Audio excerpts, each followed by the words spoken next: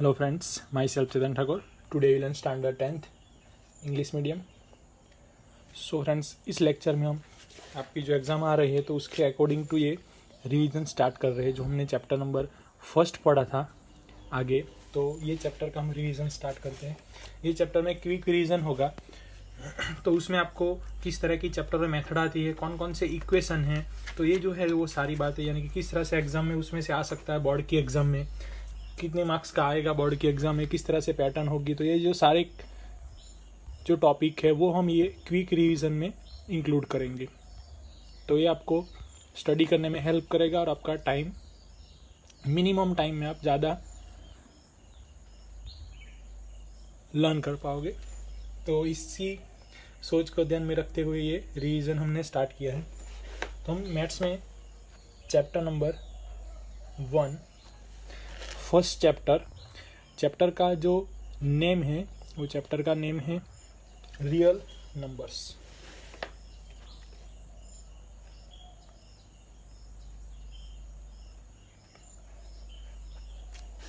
Friends, ये chapter में numbers को डिफाइन किया गया है. यानी कि फर्स्ट तो जनरल इंफॉर्मेशन नंबर के बारे में दे देते हैं. तो फर्स्ट जो नंबर आता है वो नेचुरल नंबर आता है. वो कहाँ से स्टार्ट होता है? 1 2 3 4 से स्टार्ट होता है. उसके बाद वोल नंबर, सो 0 1 2 3 ऐसे कंटिन्यू आगे बढ़ता जाता है. उसके बाद integers, it means z. So NW के बाद z, उसमें negative value, zero and positive value, ये सारी कंसिडर की जाती है. तो इस तरह से हमने ये नंबर्स के बारे में जनरल इन्फॉर्मेशन दी थी. उसके बाद यूक्लिड्स मैथमेटिशियन ने आपको एक डिवीजन लेम्मा, यानी कि किसी भी ऑब्जेक्ट को आप किसी भी टर्म को डिवाइड करोगे तो किस तरह से उसका डिवीजन होगा, तो उसके लिए हमको एक प्रिंसिपल दिया गया था. तो उसको बोलेंगे हम Euclid division lemma. Euclid's division lemma.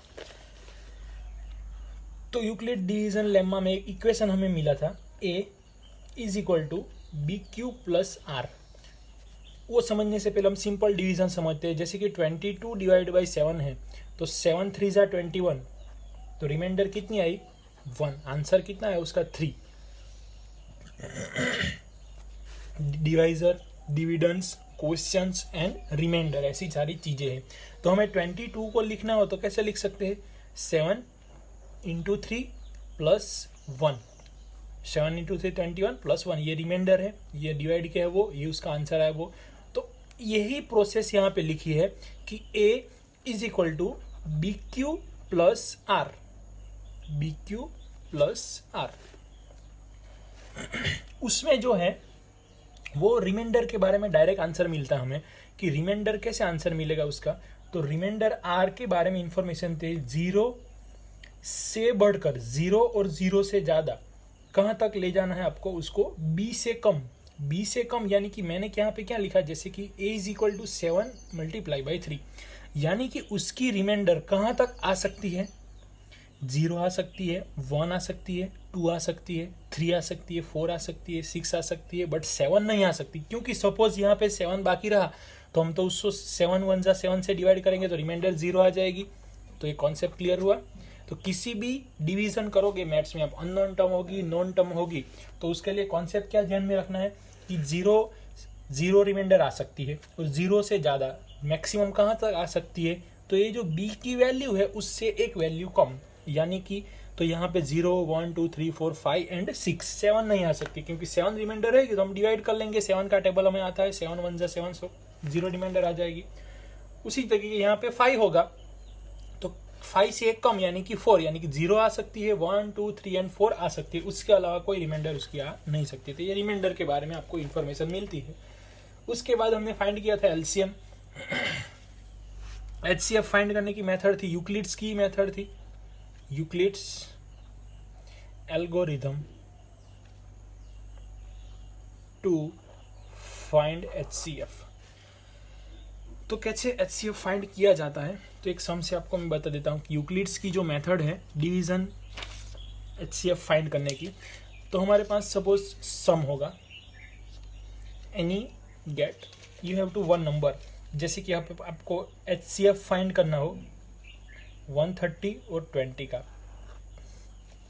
So friends, ये चैप्टर में आपको बोर्ड की एग्ज़ाम की बात कर रहा हूँ मैं, जो आपकी फाइनल एग्ज़ाम होती है बोर्ड की, उसमें 2 मार्क का क्वेश्चन सेक्शन बी में ये चैप्टर में से आता है। तो उसमें से आपको कौन कौन सी मेथड रिमेंबर रखनी है, तो HCF फाइंड करने की मेथड रिमेंबर रखनी है, उसके बाद LCM और HCF अकॉर्डिंग टू जो क्वेश्चन आते हैं वो, उसके बाद कुछ नंबर दिए जाते हैं उसको रेशनल इरेशनल प्रूव करो, ऐसे। तो इतनी 2-3 मेथड ही है जो रिपीट हो रही है बोर्ड की एग्जाम में 2 मार्क्स के लिए, तो आपको ये ध्यान में रखना है। तो HCF फाइंड करना होगा 3, 130 और 420 का। तो ये HCF कैसे फाइंड किया जाता है, तो पहले आपको डिसाइड करना है कि उसमें से बिग नंबर कौन सा है। तो उसमें से आप पहले लिखो कि बिग नंबर, तो ये मिला आपको। अब बिग नंबर आए तो big number is equal to कैसे लिख सकते हैं स्मॉल नंबर को ध्यान में रखते हुए, तो यहाँ पे 130 लिख दो। अब उसको कौन सी, क्योंकि ये क्या है, A is equal to b q plus r, वही लिख रहे हैं हम, A is equal to b q plus r, वही टर्म लिख रहे हैं। तो A is equal to b q plus, अब 130 को किससे यानी कि 420 डिवाइड बाई 130 ऐसे हमें करना है।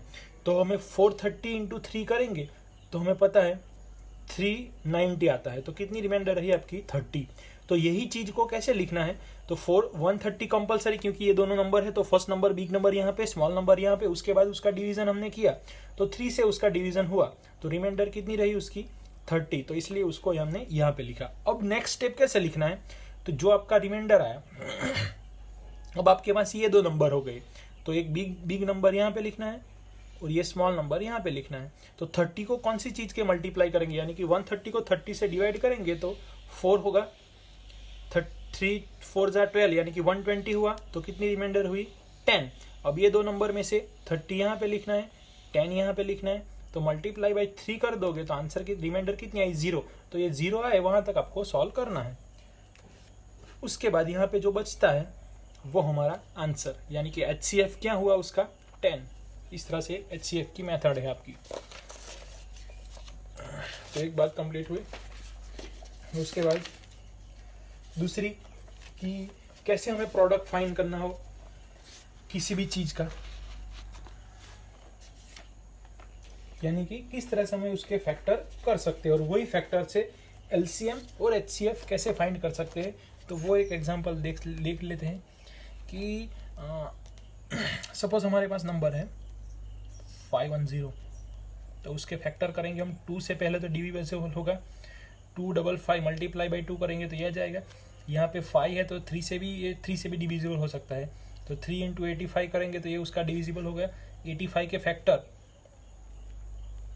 अब ये दोनों नंबर कैसे आ गए, प्राइम नंबर हो गए तो आगे फैक्टर नहीं होंगे, यानी कि आपको 520 के फैक्टर मिल गए। उसी तरीके से दूसरा आपके पास नंबर है 92, तो उसका हाफ करेंगे, यानी कि 2 से डिविजिबल होगा। पहले 2 से ही ट्राई करना है, फिर 3 से ट्राई करना है, 5 से ट्राई करना है, 7 से ऐसे कंटिन्यू ट्राई करना है। 46 यानी कि 2 इंटू 23, अब खत्म हो गया ये, तो ये उसके 3 फैक्टर मिल गए। उसी तरीके से यहाँ पे उसके फैक्टर मिल गए, तो हम लिखते हैं 2 multiply by 3 multiply by 5 multiply by 70, ये किसके हुए 520 के। उसी तरह से 92 के क्या हुए 2 मल्टीप्लाई बाई 2 मल्टीप्लाई बाई 23, तो ये इसका आंसर आपको मिला 92 का। अब हमें फाइंड करना है LCM, दूसरा फाइंड करना है HCF। तो LCM यानी कि आपको एक बात ध्यान में रखनी है कि हाईएस्ट पावर कौन सी है वो ध्यान में रखते हुए आंसर देना है। हाईएस्ट पावर कौन सी है, तो यहाँ पे 2:1 है, बट उसको लिखना हो तो 2:2 लिख सकते हैं, 2 टाइम है ना इसलिए, और 23 यहाँ पे। तो LCM यानी कि हाईएस्ट पावर, तो 2:1 है, 2:2 है, तो उन दोनों में हाईएस्ट कौन है 2:2, तो 2:2 काउंट होगा। उसके बाद बाकी सारी चीजें ले लेनी है, 3 5 17, 3 5 17, और लास्ट में क्या है 23। यानी कि फ्रेंड्स नंबर अगर रिपीट हो रहे हैं तो रिपीट नंबर में से आपको हाईएस्ट पावर काउंट करनी है, और नंबर रिपीट नहीं हो रहे हैं तो एज इट इज ऐसे कंटिन्यू सबका मल्टीप्लीकेशन कर देना है। तो आप सभी का मल्टीप्लीकेशन कर दोगे तो आंसर अराउंड आएगा 43460 अराउंड आंसर आएगा। तो आप चेक कर लेना मल्टीप्लीकेशन करके। HCF यानी कि दोनों में कॉमन प्लस लोवेस्ट, तो कॉमन तो एक ही चीज है 2 एंड 2:2, तो उनमें से कॉमन क्या है मिनिमम पावर, यानी कि ओनली 2। तो इस तरीके से फ्रेंड्स ये चैप्टर में हम फाइंड कर सकते हैं कि हमारे पास एग्जाम्पल होंगे तो आप ये इस तरीके से सॉल्व कर सकते हो। तो ये बात हुई आपकी सॉल्यूशन की। कि कैसे आप सॉल्यूशन कर सकते हो एग्जाम्पल का।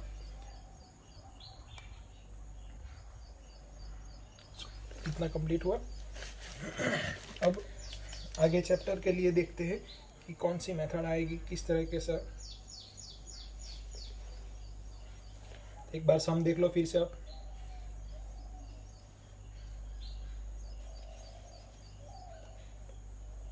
एक दूसरा क्वेश्चन लेता हूं तो आपको ये ज़्यादा समझ में आए। फैक्टराइज मेथड तो आपको क्लियर हो गई।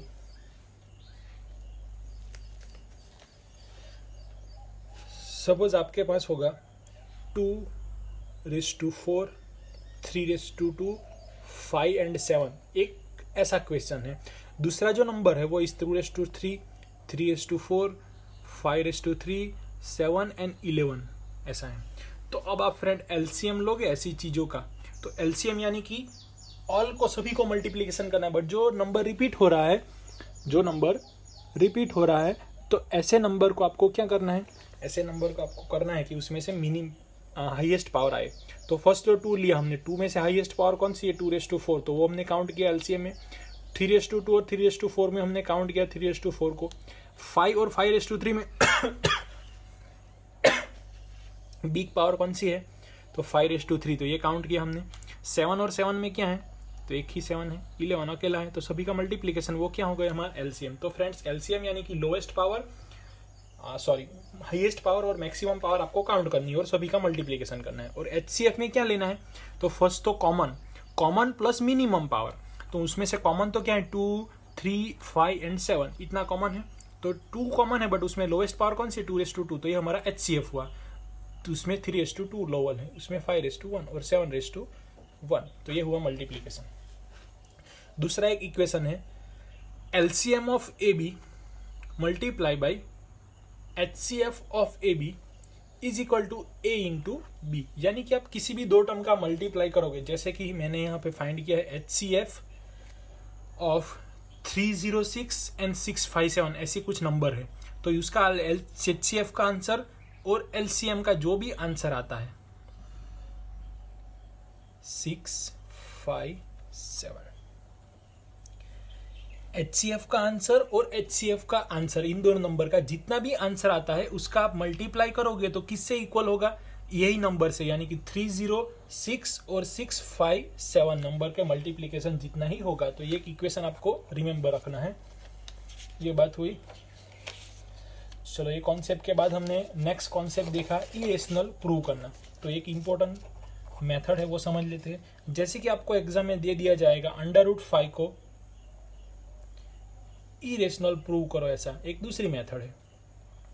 कितनी मेथड देखी हमने, पहले ये कॉमन दिखा, उसके बाद यूक्लिड्स में से यूक्लिड्स एल्गोरिदम में से कैसे फाइंड करते हैं, ऐसा इक्वेशन लिखा होगा, एचसीएफ फाइंड करने का मेथड।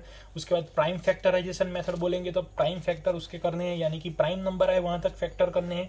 एचसीएफ कैसे फाइंड करना है वो देखा। दूसरा ये इक्वेशन देखा। अब नेक्स्ट √5 इरेशनल को कैसे प्रूव करते हैं वो। तो लेट्स एज्यूम, तो आपको एज्यूम करना है कि suppose √5 is a rational number. हमें क्या उल्टा जो प्रूव करना है उसे उल्टा सपोज करना है।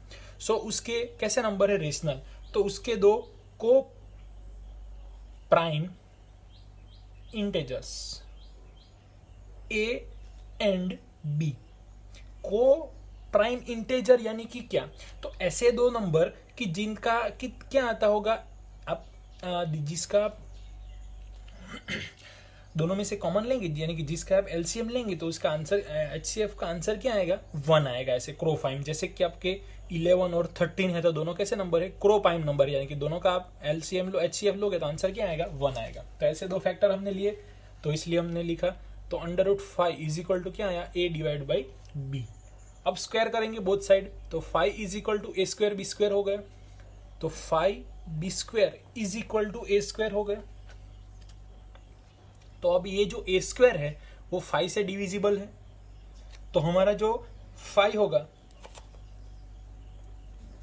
ये उससे डिविजिबल है, तो 5 क्या हो गया हमारा।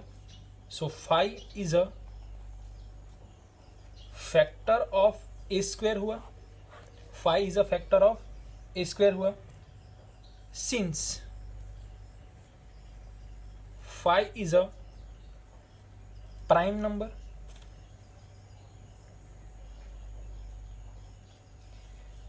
Five is a factor of a और प्राइम नंबर है, तो फाइव उसका फैक्टर हो गया किसका, therefore five is a factor of a. इतना कंप्लीट हुआ। उसके बाद नेक्स्ट तो हम लेंगे जहां पे जो ए है, जहां पे ए है वहां पे क्या लेंगे हम, फाइव सी और एनी नंबर, फाइव ए1 ले सकते हो, यहाँ पे सी ले सकते हो, ए1 ले सकते हो, जेड ले सकते हो। ये क्या है, एनी इंटेजर्स, यानी कि कोई भी नंबर होगा, बट फाइव क्या होगा, फाइव फैक्टर ही है उसका, ये हुआ। तो यहाँ पे अप्लाई करेंगे, ये चीज पे अप्लाई करेंगे, डायरेक्ट यहाँ पे भी अप्लाई कर दो आप। तो five is equal to five ए1 square divide by b square हुआ, तो बी स्क्वायर को यहाँ पे ले आओ, फाइव का स्क्वायर 25 ए1 स्क्वायर डिवाइड बाई फाइव, ये कैंसल आउट हो गया, तो b square is equal to 5 ए1 स्क्वायर है, यानी कि बी स्क्वायर भी क्या है, 5 से डिविजिबल है, बी स्क्वायर भी क्या होगा, 5 से डिविजिबल होगा। तो इसलिए हमें प्राइम उसके जो फैक्टर है वो 5 और ये मिल गए। तो हमारा जो कॉमन, दोनों के जो कॉमन फैक्टर मिल गए वो कौन से मिल गए, कॉमन फैक्टर तो दोनों में क्या मिल गए, 5। बट हमें तो क्या एज्यूम किया था कि वो तो क्रो प्राइम है, ऐसा एज्यूम किया था क्रो प्राइम, यानी कि इन दोनों नंबर का HCF क्या आना चाहिए, एक, यानी कि इन दोनों में कोई भी वैल्यू कॉमन नहीं है, उसको क्रो प्राइम बोलेंगे। बट हमें तो क्या मिला, 5 से डिविजिबल है, बी 5 से डिविजिबल है, तो ये तो क्या मिल गया हमें, कॉमन फैक्टर 5 मिल गया, यानी कि हमारी जो प्रिडिक्शन है वो कैसी है, रॉन्ग है, हमारी प्रिडिक्शन रॉन्ग है, यानी कि रेशनल बोला था वो रॉन्ग है, तो क्या हो सकता है, इरेशनल। तो इस तरह से ऐसी मेथड प्रूव होगी। फिर से एक बार एक्सप्लेन करता हूं।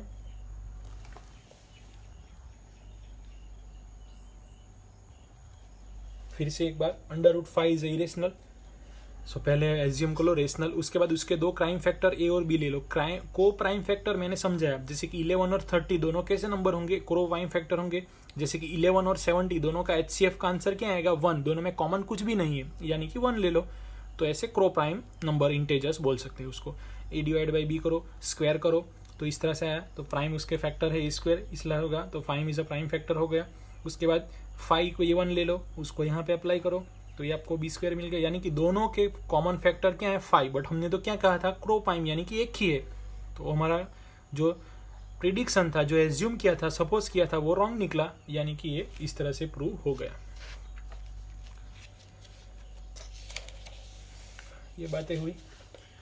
दूसरी जो बातें हैं आपकी लास्ट एक्सरसाइज में, तो वो समझ लेते हैं कि किस तरह से वो आता है। वो दो वर्ड समझने हैं, terminating term,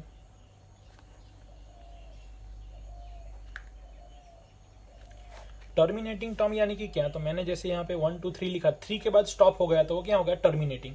but non terminating होगा, नॉन टर्मिनेटिंग टर्म होगी तो ये क्या होगा कि कंटिन्यू 3 ऐसा 0.133 ऐसा कंटिन्यू आगे बढ़ता ही रहेगा, तो उसको क्या बोलेंगे हम, नॉन टर्मिनेटिंग टर्म। उसके बाद ये स्टॉप हो गया, क्लियर। टर्मिनेटिंग नॉन टर्मिनेटिंग में समझ में आ गया, जो स्टॉप हो जाता है वो टर्मिनेटिंग, जो स्टॉप नहीं होता वो नॉन टर्मिनेटिंग। उसके बाद नेक्स्ट दूसरा क्वेश्चन कि ये जो नॉन टर्मिनेटिंग टर्म है उसमें दो टाइप का आते हैं। नॉन टर्मिनेटिंग यानी कि सेम नंबर रिपीट होंगे, जैसे कि 1.232323 कंटिन्यू होता है तो उसको भी नॉन टर्मिनेटिंग बोलेंगे, और 123.08566 ऐसे कुछ भी 6 8 9 कंटिन्यू आता रहता है, कुछ भी रिपीट नहीं होता है, मगर इन शॉर्ट 0.8976 ऐसा कुछ भी रिपीट नहीं हो रहा है, रिपीट नहीं हो रहा होगा, ऐसा कुछ भी नंबर आता होगा तो उसको क्या बोलेंगे हम, नॉन टर्मिनेटिंग नॉन रिपीटिंग। और ये क्या हो रहा है, नॉन टर्मिनेटिंग है दोनों, बट ये क्या है, रिपीटिंग है, ये नॉन रिपीटिंग है, तो उसके लिए यूज करेंगे नॉन टर्मिनेटिंग नॉन रिपीटिंग, और इसके लिए यूज करेंगे नॉन टर्मिनेटिंग रिपीटिंग और रिकरिंग टर्म। तो ये समझना है। अब जो रेशनल नंबर होगा वो दो टाइप के होंगे, जो टर्मिनेटिंग टर्म होगी उसको रेशनल नंबर बोलेंगे, नॉन टर्मिनेटिंग टर्म होगी प्लस रिपीट होगी तो उसको रेशनल नंबर बोलेंगे, बाकी जो सारे नंबर है वो इरेशनल नंबर में काउंट हो जाएंगे। दूसरी एक चीज है वो आपको मैं एक्सप्लेन कर देता हूँ कि जैसे मैंने लिखा 7 डिवाइड बाई 8, तो ये जो नंबर है वो रेशनल है नहीं रेशनल है ऐसा हमें मालूम करना हो तो कैसे कर सकते हैं। तो उसके लिए आपको डिनोमिनेटर देखना है, यानी कि डाउन पार्ट में, डाउन पार्ट में जो नंबर है वो 2 और 5 के फैक्टर में होना चाहिए। अकेला 2 होगा तो चलेगा, अकेला 5 होगा या दोनों होंगे, अदर देन 2 and 5 होगा तो ऑलवेज क्या होगा, इरेशनल। जैसे कि 8 को मैं लिख सकता हूँ 2�3 ऐसा। तो जो डिनोमिनेटर है वो क्या है उसका, 2 और 5 के फैक्टर में है, तो इसलिए आंसर क्या आएगा उसका कि ये रेशनल नंबर है। जैसे कि उसका उल्टा होगा, 8 डिवाइड बाई 70 होगा, तो 70 जो नंबर है वो 2 और 5 फैक्टर है उसके। 2 और 5 फैक्टर यानी कि क्या, जैसे मैंने यहाँ पे 6 लिखा तो 6 के फैक्टर क्या हुए 2 और 3। जैसे कि मैंने 4 लिखा तो 2 इंटू 2 होगा, वैसे मैंने 10 लिखा तो 5 इंटू 2 लिखा। तो डिनोमिनेटर अगर 6 होगा तो ये 2 और 3 है, तो अदर देन 2 और 5 मिला ना, तो ऐसे डिनोमिनेटर में जितने भी 6 आएंगे वो क्या होगा, इरेशनल नंबर होगा। बट जैसे कि 6 है और ऊपर 3 है तो ये 3 और 3 तो कट हो गए। 3 डिवाइड बाई 6 लिखा तो उसको तो आंसर क्या लिखोगे आप, 1/2 ही लिखोगे ना। तो उसको ध्यान में रखना, अगर कैंसिल होता है तो करना है ऊपर नीचे, कैंसिल होने के बाद नीचे ऐसा कुछ अदर देन 2 और 5 फैक्टर में बाकी रहता है तो उसको हम इरेशनल नंबर में काउंट करेंगे, उसके फैक्टर नहीं क्रिएट होंगे तो ये इरेशनल नंबर में काउंट हो जाएंगे। तो ये एक बातें हैं जो आपको एक ध्यान में रखनी है। तो फर्स्ट चैप्टर के लिए आपको इतना प्रिपेयर करना है फ्रेंड्स। फर्स्ट चैप्टर के लिए आपको एक इतना कॉन्सेप्ट समझ में आ जाएगा तो आपको एक इजी हो जाएगा। उसके बाद एक लास्ट क्वेश्चन है वो रह गया, वो मैं आपको अंडरस्टैंड करा देता हूँ। जैसे कि कुछ ये चैप्टर में कुछ बर्फी का क्वेश्चन है, जैसे एग्जाम्पल में एग्जाम्पल आप देखोगे या एक्सरसाइज में भी क्वेश्चन है कि एक्सरसाइज का जो क्वेश्चन 1.2 में है लास्ट 7 क्वेश्चन, तो वहाँ पे लिखा है Sonia take 80 minutes to drive 1 around the field while Ravi takes 12 minutes for in same, both start at the same point, so how minutes will be starting at the point. यानी कि ऐसे कुछ भी क्वेश्चन होंगे जिसमें ऐसा पूछा गया होगा कितने टाइम के बाद दोनों मिलेंगे, या उसको कितना टाइम, एक बेल है दूसरा बेल है तो दोनों कितने टाइम के बाद बेल रिंग होंगे। तो ऐसे इतने जो भी क्वेश्चन होंगे ना ऐसे, तो इस टाइप के क्वेश्चन में आपको एलसीएम फाइंड करना होगा। तो ये आपको बातें रिमेंबर रखनी है। उसके बाद किसी भी चीज़ को आपको डिवाइड करना हो, जैसे कुछ चॉकलेट्स है तो ऐसे चॉकलेट्स में डिवाइड करना है हमें, तो ऐसे कुछ भी क्वेश्चन कुछ भी डिवाइड करना होगा, सभी में इक्वल डिवाइड करना होगा, तो ऐसे क्वेश्चन में आपको एचसीएफ फाइंड करना होगा। बाकी जो कितने टाइम के बाद मिलेंगे, कितने टाइम में ये सर्कल कंप्लीट करेंगे, एक बेल अभी रिंग हुआ है, दूसरा बेल थोड़ी देर के बाद रिंग हुआ है, तो फिर से दोनों कब साथ में बेल रिंग होंगे। तो ऐसे जितने भी क्वेश्चन है आपको, तो उसमें आपको एलसीएम फाइंड करना होगा। जैसे कि एक्सरसाइज 1.2 का 7 नंबर का क्वेश्चन, उसके बाद जो आपको अगर देखना हो तो टेक्सुअल एक्सरसाइज है, उसमें question number 4, a sweet seller has a 420 kaju barfis, 130 badam barfis, so what number barfis can be place in each stock. यहाँ पे क्या पूछा है, ईच स्टॉक पूछा है ना, डिवाइड करना है ना सभी में, तो इसलिए क्या फाइंड करना होगा उसमें एचसीएफ फाइंड करना होगा, यानी किसी भी चीज को इक्वल डिवाइड करना हो सभी में। या फिर दूसरा, मैक्सिमम नंबर ऐसा वर्ड आया होगा, तो मैक्सिमम नंबर वर्ड आया होगा तो आपको फाइंड करना होगा एचसीएफ, और मिनिमम वर्ड आया होगा तो उसमें आपको फाइंड करना होगा एलसीएम। तो ये आपकी बात हुई चैप्टर नंबर 1 की। Thank you friends.